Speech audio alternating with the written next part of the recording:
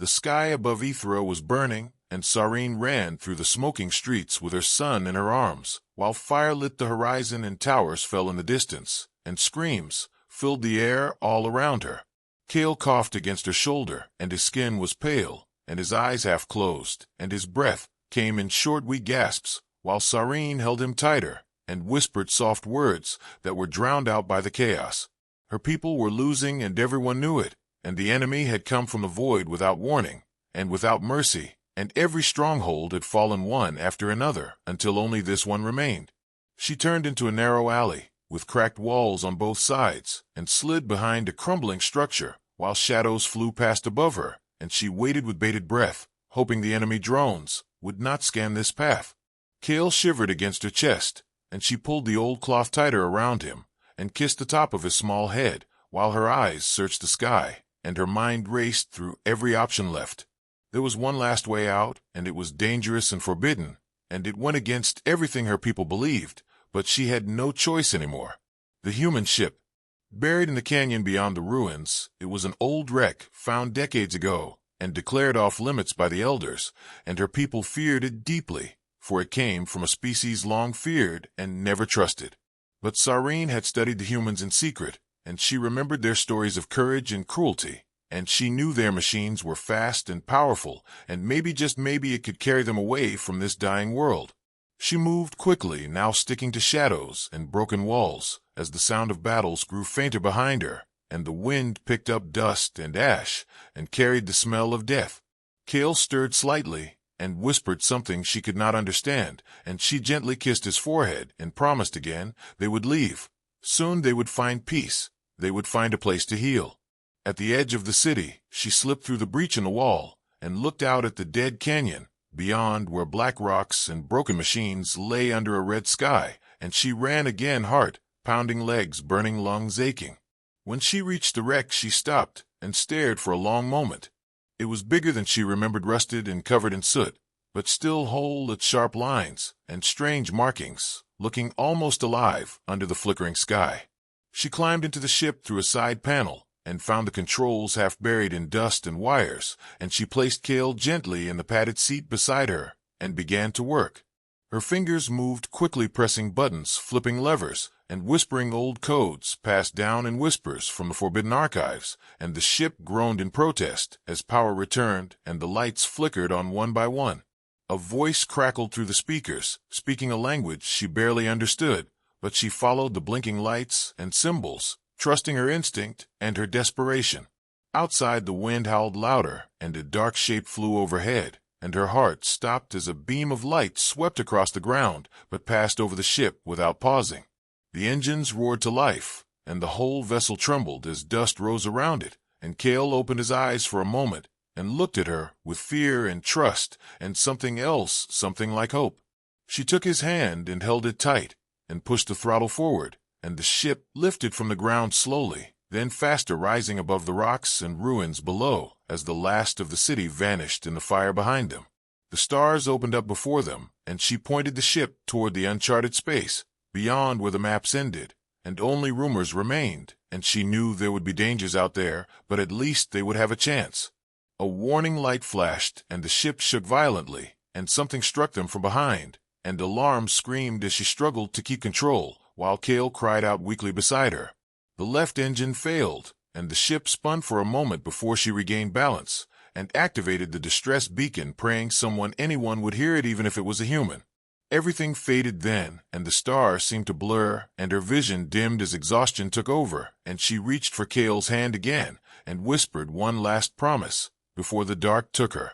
A faint signal answered from the edge of space, and the voice that came through was calm and low, and it said just one word: "Welcome."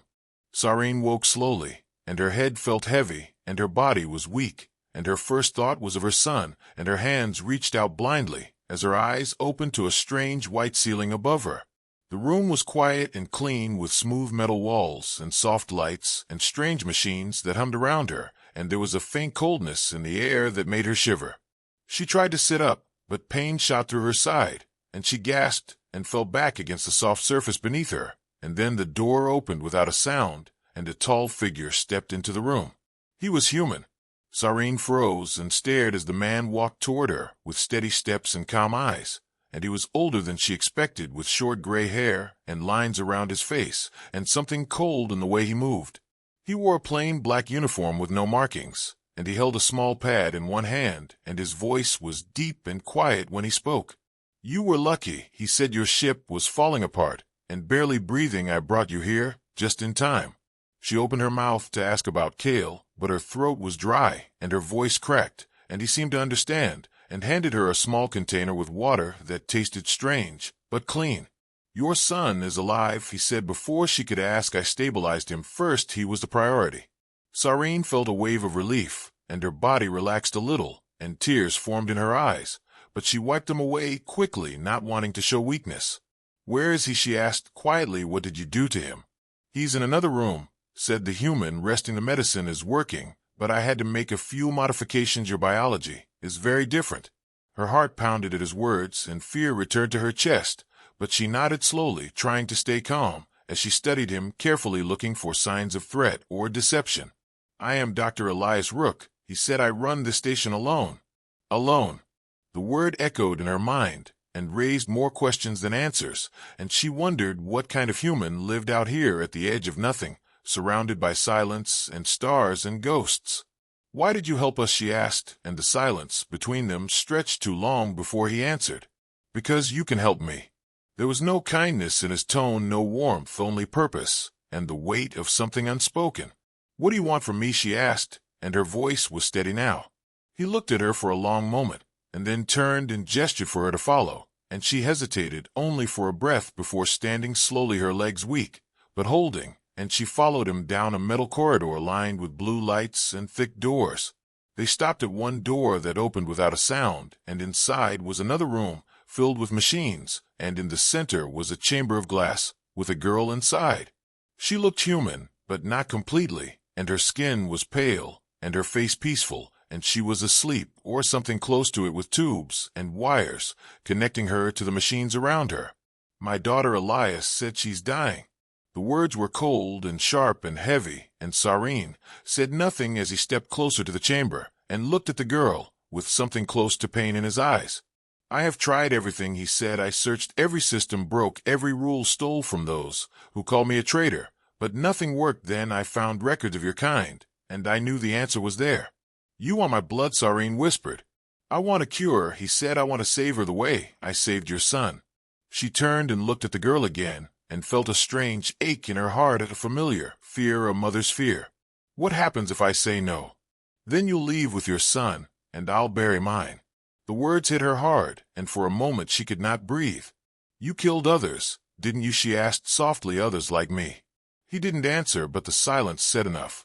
Sareen stepped closer to the glass chamber and looked at the girl's face, and thought of Kale lying in another room alive because of this man.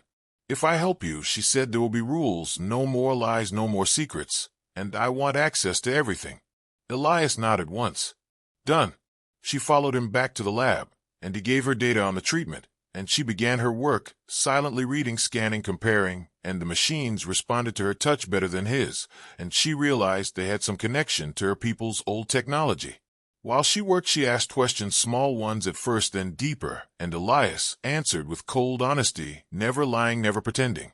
"Earth is gone," he said. "Not dead, but dying, poisoned by our own hands, and Heart's the last colonies are scattered like dust, and most of them are worse than this." "Why are you here?" "Because I believed I could do something that mattered, because this station still works, and no one can stop me out here." As the hours passed, Sareen began to see the pieces of the truth. The lonely man, the damaged station, the sleeping daughter, and the blood of others on his hands. But she also saw something else in the way he stood by the chamber every night, whispering old stories to a girl who could not hear, and the way he never left the station even once. He was not just a monster. He was a father. Later that cycle, when she finished the first sequence of tests, she asked to see Kale, and Elias led her to a small room with soft lights and gentle warmth, and her son was sleeping peacefully. She sat beside him and held his hand and watched his small chest rise and fall, and her heart broke again with both fear and love. "You saved him," she whispered without looking back. "I did," Elias said, "and now you might save mine." The room stayed quiet as two broken people stood on the edge of something they could not name, bound by blood and pain and the thin hope of something better. Neither trusted the other fully, but both understood what it meant to stand at the edge of loss and still keep moving. In the cold silence of the stars they had found each other, and something strange was beginning to grow between them, something sharp and fragile and real, like the first breath after drowning. And somewhere deep within the station another door waited, locked and forgotten, marked with a language only Cyrene could read. But that would come later. For now there was a boy who lived and a girl who still might, and two parents willing to do anything to change the ending. The station was quiet as Cyrene sat beside the chamber, watching the pale girl sleep, while the hum of machines filled the space and soft blue lights flickered on the walls around her.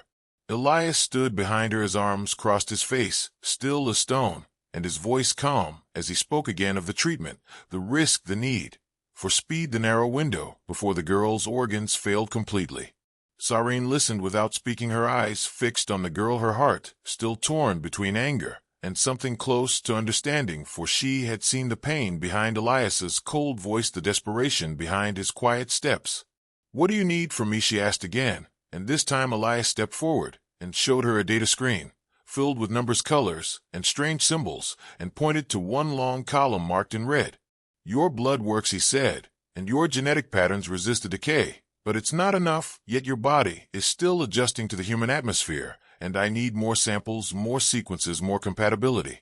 Cyrene reached for the screen and studied it, and though she was no doctor in the human sense, her people had always valued science and healing, and she had learned more in her exile than most ever would. She saw what Elias meant. She saw how her own biology was holding back the virus inside the girl, and how small traces of her energy field were reshaping the girl's failing cells. "How many others did you try this on?" she asked, and her voice was soft but sharp. Elias did not answer immediately, and when he did his voice held no pride, no guilt, only truth. "4."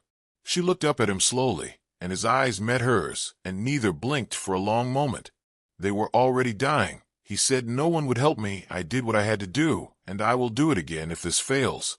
Cyrene stood and stepped back from the chamber, her hands clenched at her sides, and her jaw tight, and her breath came fast, and she remembered the sealed room, the bodies, the whispers of her ancestors warning against the humans. "You say you want help, but all I see is someone who uses life like it's a tool, something to take apart and fix or throw away if it breaks." Elias said nothing at first, and then he turned to the chamber and placed his hand on the glass. "That's how your people saw us too. You think I don't know that I read the records. I found the stories you told of us, monsters with fire in our veins, creatures without soul or shame. But I loved once, I still love, and I will not watch her die if there's even a chance." Cyrene felt her anger burning in her chest, but she also felt the weight of his words and the echo of her own pain, the long days spent watching Kale suffer, wondering if he would take another breath. "I want your word," she said finally, "your word that if I do this, if I help her fully, you will stop, you will let the others live, you will not take again." Elias looked at her, and his voice softened. "If it works, I won't need to." She nodded slowly and walked past him into the lab and began preparing the next set of scans. The work was delicate and complex, but her hands were steady and her mind focused, and as the hours passed she learned more about the girl Lyra and the strange mix of technology and biology, keeping her alive. Elias watched from the side, mostly silent, but when he spoke he offered details, short facts, small pieces of memory that painted a picture of the life he once had. She was born during the last winter storm on Mars Colony 12. He said she used to chase lightning in the red fields and draw maps of stars no one had seen. Cyrene said little in return, but she listened, and she began to see Elias not only as the man who had taken lives, but also as the father who had lost nearly everything. Later, when the scans were complete, she took a small sample of her own blood and adjusted the chemical balance to match the girl's weakening system and inserted it into the synthesis chamber. The machine glowed and pulsed as it worked, and the air grew warm and still, and the lights dimmed slightly as energy shifted through the cables. Elias stood beside her watching every detail, and his hands clenched behind his back, and his breath came shallow and quiet. "Will it work?" he asked finally. Cyrene looked at the screen, and then at the girl, and then at him. "Maybe." For the next 2 cycles they monitored the results, and the changes were small, but real. The girl's color improved, slightly her neural patterns grew stronger, and the virus slowed its spread. During those long hours, Sareen moved through the station freely, studying the systems, checking on Kale, helping Elias repair broken circuits, and slowly a rhythm formed between them, not quite trust, but something near it. One night, she walked the far corridors alone, searching for a spare part, and found herself outside the sealed door again, the one marked with symbols from her homeland, symbols only she could read. She reached out and placed her hand against the cold surface, and the metal hummed beneath her skin, recognizing her print. The door clicked and slid open silently, and a rush of cold air met her face.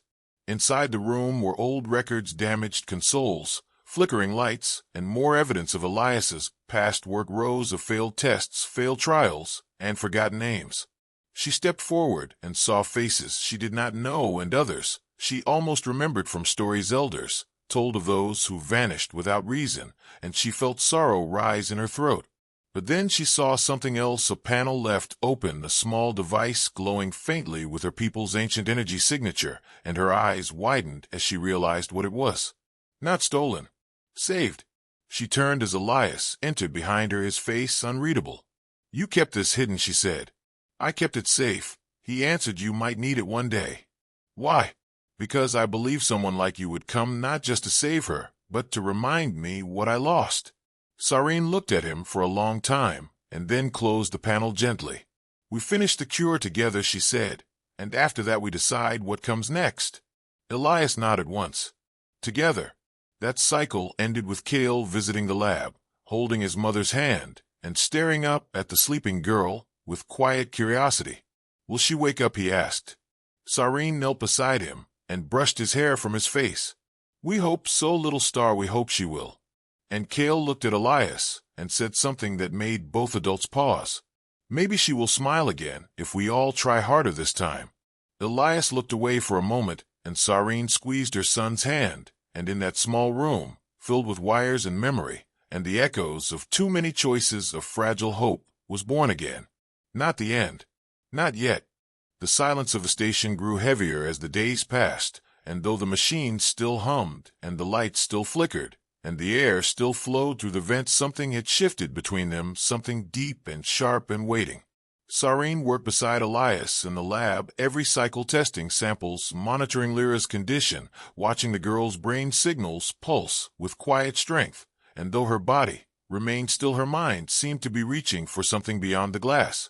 Kale spent most of his time in the growing garden chamber, where a small piece of green had begun to bloom under his care, his laugh echoing through the halls like sunlight breaking through storm clouds, and it made the cold walls of the station feel less like a prison and more like a beginning. But Sareen had not forgotten the room, the sealed chamber with ancient writing, the one hidden at the edge of the station behind thick doors and silent shadows. And when Elias left the lab one evening to run checks on the outer hull, she returned to it alone, her steps quiet, her breath steady, her mind filled with questions that refused to stay buried. The door opened without protest, as if waiting for her, and the light inside was dim and flickering, casting long shadows over old consoles, broken furniture, and storage cases covered in dust.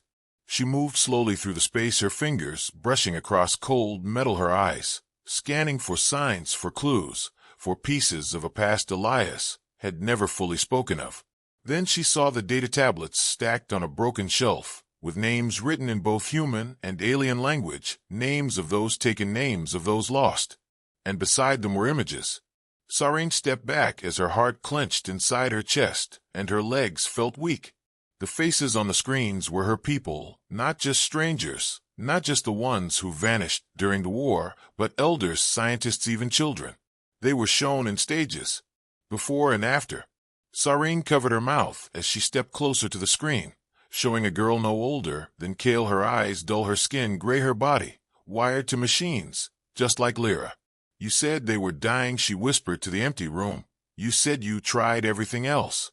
She turned as the door behind her opened again, and Elias stepped inside, his face unreadable, his voice low. "They were dying. You didn't ask." Sareen said. "You didn't tell them, you didn't try to understand, you just took what you needed and broke what you couldn't use." Elias stepped forward slowly, his hands at his sides, his gaze locked on hers. "You're right." The words stopped her. "I was angry, I was desperate, and I stopped believing anyone would help, so I took what I could, and when it failed I buried it and tried again." Sareen stared at him, her chest rising and falling with sharp breath, and her fingers trembling. "Why not stop?" "Because the moment I stop she dies," he said, "and I can't watch that happen again, not after everything."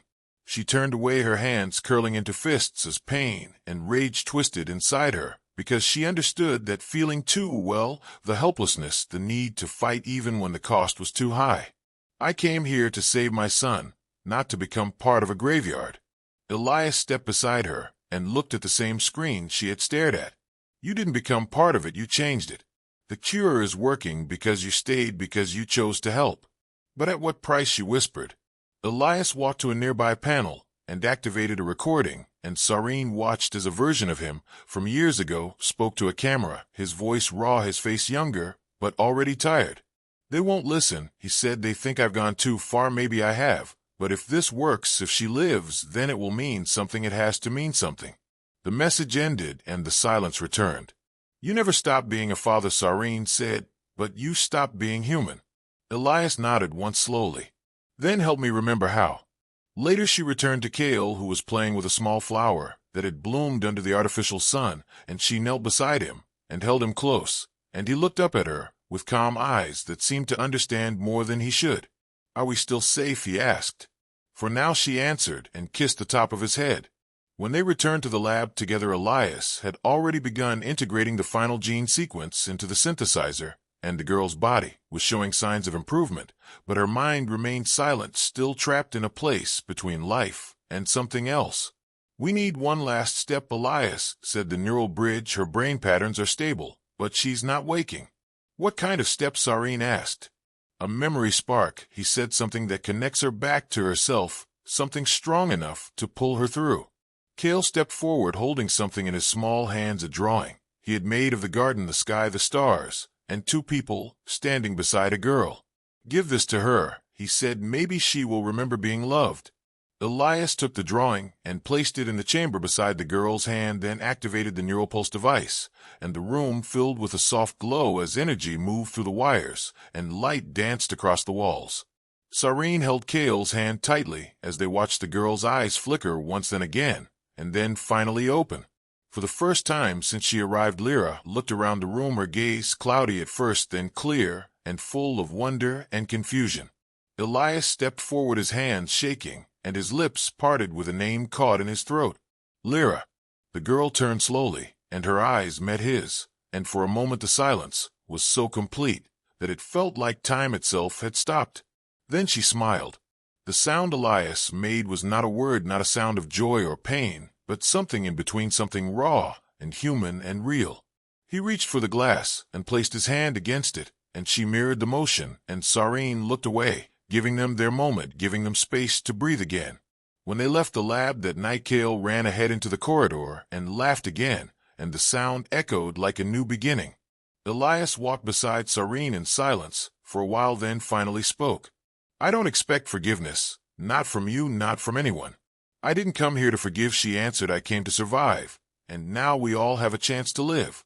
They reached the garden where the stars shone through the transparent ceiling, and the flowers moved gently in the artificial breeze. Elias looked up at the stars, and then at Sareen. "You opened the door I kept shut for too long. And you finally listened," she said. Behind them, Lyra stepped into the room, for the first time, her bare feet touching the soil, her eyes wide as she looked at Kale, then at the stars, then back at her father. And for the first time since the station fell silent, hope bloomed again, not just in the garden, but in the hearts of those who had once been enemies and were now something more. Not family, yet not friends yet, but something new, something healing, something real. The station felt different now, like something had shifted in the air, like the weight that pressed down on every wall had started to lift, and Sareen noticed it in the way Kale ran through the halls without fear, in the way Lyra moved carefully through the garden, touching each plant like it was made of starlight. She also noticed it in Elias, who no longer walked with cold eyes and stiff shoulders, who no longer stayed silent in the lab, watching the machines, more than the people who no longer hid behind logic and science, but instead began to speak, not just facts but stories. It had taken days for Lyra to fully stand on her own, for her hands to stop trembling, and her voice to rise above a whisper, but she had done it, and every step she took was proof that the choice Sareen made had not been in vain. Still, something in her heart remained unsettled, a question she had buried under layers of duty and survival, a truth she was not ready to face until she saw Kale sitting beside Lyra in the garden, sharing food and laughter and drawing stars on the floor with chalk. Lyra had begun asking questions. Why is the sky different here? Where did you come from? Is your mother scared like mine was? Sareen listened from the doorway, watching as Kale answered each one with kindness and wonder and without fear. Then one evening, as the lights dimmed and the station prepared for its night cycle, Kale asked the question that neither adult had dared speak. What happens now? The silence that followed was long and heavy, and Elias looked at Sareen, then at Lyra, then back at the boy whose words had sliced through the calm like a sharp wind. We build, Elias said. Finally, we build something better than what came before. Kale looked at him and then at his mother and said something that made both hearts stop. Then we all help. Sareen knelt beside her son and brushed the hair from his forehead, her voice quiet. You've helped more than enough already, little star. But he shook his head. If we only fix one person and forget the others, then what was the point? Elias watched him, and something deep in his chest stirred a memory of another child, once just as brave and just as small. Lyra touched Kale's hand and said softly, I don't want anyone else to be alone like we were. That night Sareen could not sleep and walked the corridors in silence, thinking of all the lives that had passed through the station and all the pain that had soaked into the walls. She found herself in the sealed chamber again, the one where truth had first burned her heart, and she stood there not as a victim, but as a mother, as a builder, as something new. She activated the console and searched the records and found files left untouched, some locked, others forgotten and buried in code.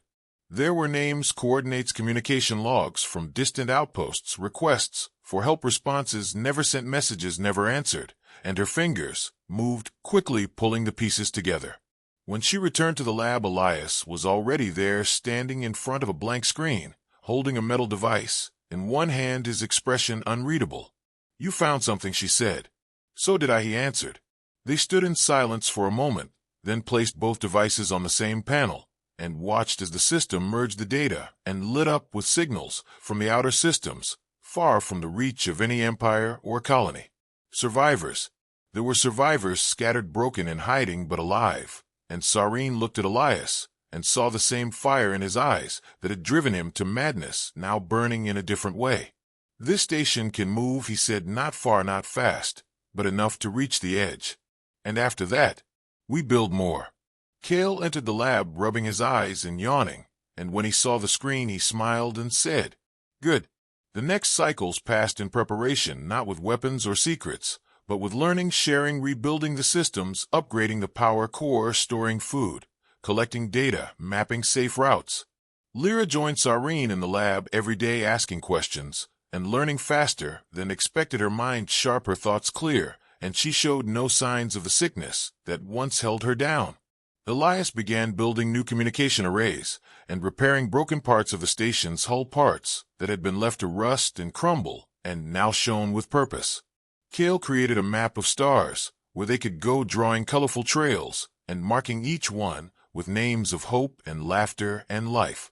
One day, while testing the energy output of the main reactor, something strange happened. The screen flickered and a pulse shot through the system, and a message appeared, a voice broken and weak, speaking in a language Sareen had not heard in many years. It was her people. A small vessel alone drifting through unknown space, a mother calling out for help, her child injured, her power low, her fear shaking through every word. Sareen froze as the voice repeated, and her hands moved faster than thought, locking onto the signal, tracing its path, and calculating the distance. Elias joined her and read the numbers, then looked at her. We can reach them, he said, not easily, but we can. Do we risk it, she asked. Kale stepped forward and said firmly, We must. Lyra stood beside him and nodded, her eyes bright. Then let's go, Elias said, and the station shifted around them, coming to life, as systems activated, engines prepared, and doors sealed. They were moving, not to run, not to hide, but to save. As the stars changed outside the windows, and the sound of the engines filled the hall, Sareen stood in the control room, watching the map, watching the signal, watching the path ahead. She thought of the girl in the message, and the mother's voice shaking with fear and love, and she remembered her own voice, not long ago, crying into the dark, hoping someone would answer. Now she was the answer. Cale sat beside her, and leaned his head against her arm and said, "This is better than hiding." "Yes," she whispered, "this is much better." Elias entered holding 2 mugs of warm liquid, and handed one to her, and one to Cale, then stood at the console, entering final coordinates. Lyra joined them and placed a small charm on the dashboard, a symbol of their strange new family. And then the stars stretched as the engines pushed forward, and the station moved with purpose, and silence no longer filled the halls, because laughter and footsteps and hope had taken its place.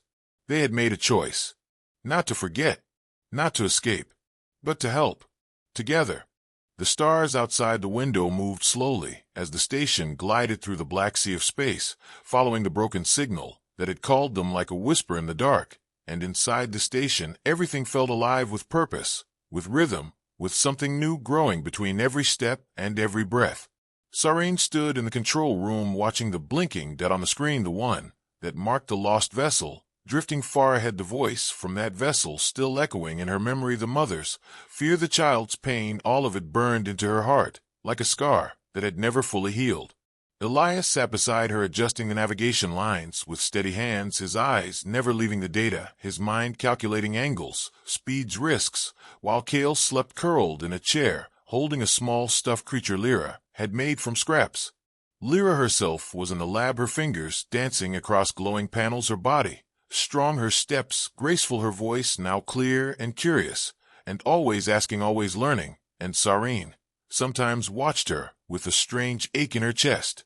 She had been a shadow once, a dying spark in a frozen glass bed, and now she moved like she had always belonged to the stars, and something inside her had changed, something deeper than cells and blood, something not entirely human. The cure had worked, but it had also done more. Sareen had seen it in her eyes the first time they glowed faintly in the dark, when no light was near, and Elias had seen it too, though he never spoke of it, only watched her more closely, when she touched the machines and made them respond faster than they ever did before. She was becoming something new. Not alien, not human, but something between. Something hybrid. That truth hung in the air like mist, like a secret. No one wanted to say aloud, not out of fear, but out of awe, out of hope. Lyra never seemed afraid of what she was becoming. She embraced it. She used her new awareness to help repair systems, boost energy fields, correct errors in the reactor, and when she smiled, it was like light filled the room. One evening, as the station neared the lost vessel, Lyra came to Sareen and said she could feel it. Feel what? Sareen asked. The child, she said, the pain, the fear, and something else. Sareen looked at her and did not question. Elias agreed to let her come to the docking bay when they reached the vessel, and he prepared extra containment protocols, just in case. But no one really believed danger was coming, only uncertainty. The lost vessel was smaller than expected, its hull cracked and scorched, its lights flickering weakly, and its engines long dead, and the signal was still repeating, though fainter now. They docked with care and entered through the airlock in silence, Elias first, then Sareen, then Lyra, who moved with soft steps and sharp eyes. The ship was dark and cold and smelled of rust and time, and inside they found a woman collapsed near a control panel, her arm wrapped around a small bundle of cloth and life.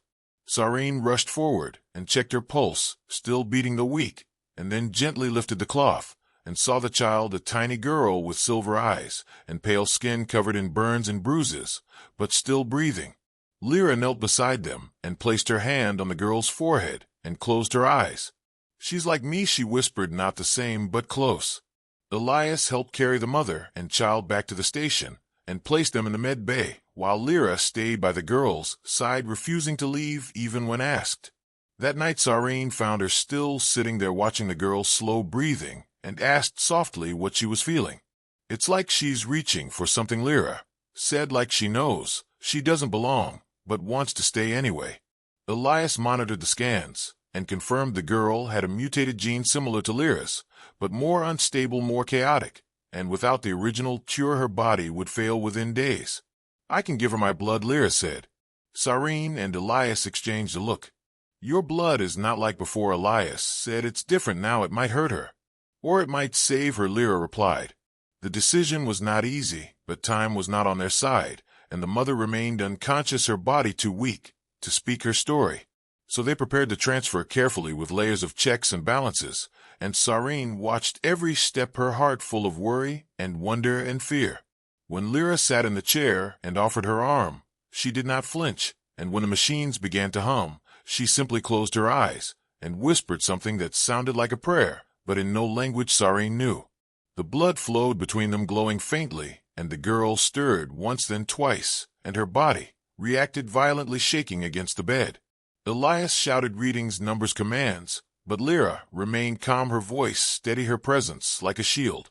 Then the shaking stopped, and the girl opened her eyes. They were not silver anymore. They glowed faint blue. She sat up slowly, blinking, and looked at Lyra, and smiled, and said the first word she had ever spoken on that ship. "Home." Lyra cried for the first time since waking from her own chamber. Days passed, and the girl grew stronger, and the mother woke, and spoke her name, Alan, and thanked him again and again, though her voice broke with every word. Cyrene learned that they had escaped from a failed colony, one that had tried to use hybrid tech, and paid the price when the experiments turned on them, and that the girl Nera had been born in that place and was never supposed to survive. But she had, and now she was here. Lyra stayed with her, always teaching her, guiding her, showing her how to control the strange new energy that now flowed through her veins, and Cyrene saw something beautiful grow between them, something like sisterhood, something like light. One night, as the stars moved silently above, Elias joined Cyrene in the garden, and they stood among the flowers and looked at the sky without speaking for a long time. "She's changing faster than I ever did," he said finally. "She's not just a child anymore," Cyrene answered. "She's something new. We have a choice again," he said. "We can hide this or share it. We can let the fear return, or we can lead." Cyrene looked at him, and then at the two girls running through the hall, chasing Kale, their laughter rising like music. "We lead," she said. Elias nodded, and they watched the stars, knowing that more were out there, waiting for help, waiting for hope, waiting for someone brave enough to reach out. And now they were ready, not as monsters, not as victims, but as builders of something more.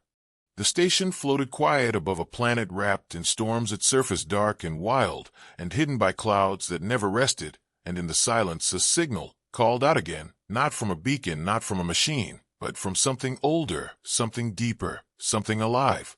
Cyrene stood in the observatory, eyes wide, heart slow, watching the patterns in the signal repeat, in rhythms, too perfect to be chance, too warm to be metal and static, and Elias beside her whispered that it was not human, not alien, but something else, something more. Lyra had heard it first, sitting alone with Nera in the garden, a strange look in her eyes, her head tilted, as if the stars had started to sing, and when she spoke her voice was calm but full of weight. "It knows me," she had said, and Nera had taken her hand without fear, as if she had known too. The signal was not words, not noise, it was feeling, it was memory, it was light shaped like thought, and Lyra had begun to respond, not with machines, not with wires, but with her own presence. She sat now in the center of the calm room, her hands resting on the smooth floor, her breath slow, her body glowing faint like soft fire, and around her the signal pulsed brighter. Elias ran scans after scans, trying to find the source, trying to understand how a voice like that could move through space, without form, and why it had chosen her. "It remembers the cure," Lyra said. "It remembers the change, and it wants to know why it failed before, and why it worked in me." Cyrene asked what it was. "Not a god, not a ghost," Lyra said. "Something older than both, something that once watched over life, and then stopped, but now it wants to try again." Outside the window the planet turned slower than most, a storm of colors moving like a great eye, and the readings showed no cities, no ships, no ruins, just wind and light. And yet something waited below.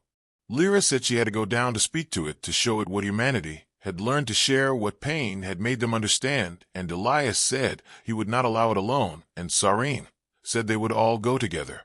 They prepared the shuttle in silence, packing only what they needed, no weapons, no shields, just knowledge, light, food, warmth, and trust, and Nera watched them, with wide eyes, her hand pressed to the glass. "Let me come," she said, but Lyra shook her head and knelt beside her. "You are the future," she whispered. "I am the echo. I will return with answers, so you can shape something better." Nera nodded and hugged her, and the girl's glow passed into Lyra's arms like warmth. They landed through wind that roared like voices from every age, and touched down in a field of glass, where light danced underfoot, and clouds opened above them like curtains pulled by unseen hands. Lyra stepped out first, and the wind stilled. The air smelled of memory. Shapes rose around them, not bodies, not machines, but energy formed like creatures, walking on light wings, tall and graceful, with eyes like oceans, and they moved without sound. Elias raised his scanner, but Sareen stopped him. "Let her speak," she said. Lyra stood before them alone and opened her arms, and her light rose and grew and pulsed like the signal itself, and the shapes paused, and then one stepped forward. It reached with no hands, touched with no fingers, and Lyra closed her eyes, and they began to speak, not with mouths, but through the air itself. Images filled the sky, showing worlds born and lost, beings rising and falling, wars of flame, and love that healed and then broke, and each image pressed into Sareen's mind like a dream she could never forget. The being showed its pain, the loss of its first children, how they burned their own skies, how the gift it gave became poison, and how it turned away, letting silence take them. But now it had seen something new. In her. In Nera. In the way pain had become strength and loss had become light. It asked if humanity would take the gift again, not as power, but as care, not as dominion, but as balance. Lyra said yes. Not because they were ready, but because they had learned to listen. The being folded itself smaller until it touched her light with its own, and a thread of memory passed between them, a pattern, a song, a promise. Then the shapes faded into mist, and the wind returned, and the planet below grew still and quiet, like sleep after a long cry. They flew back in silence, each carrying the weight of what had passed, and when they landed, Nera ran to them and hugged Lyra, so hard it made her laugh, for the first time in weeks. "What did give you?" Elias asked. "A seed," Lyra said, "not one for growing trees, but for growing ways, for growing futures." She opened her hand, and there sat a small stone, glowing faint with every heartbeat. "It holds memory," she said, "and hope, and it will need a voice." Nera stepped forward and took it without fear. That night Sareen stood in the garden watching the stars, and Lyra joined her, without speaking for a time, just breathing the night. "You think we're ready for what comes next?" Sareen asked. "No," Lyra said, "but we will be. We don't need to be perfect to begin. We just need to remember."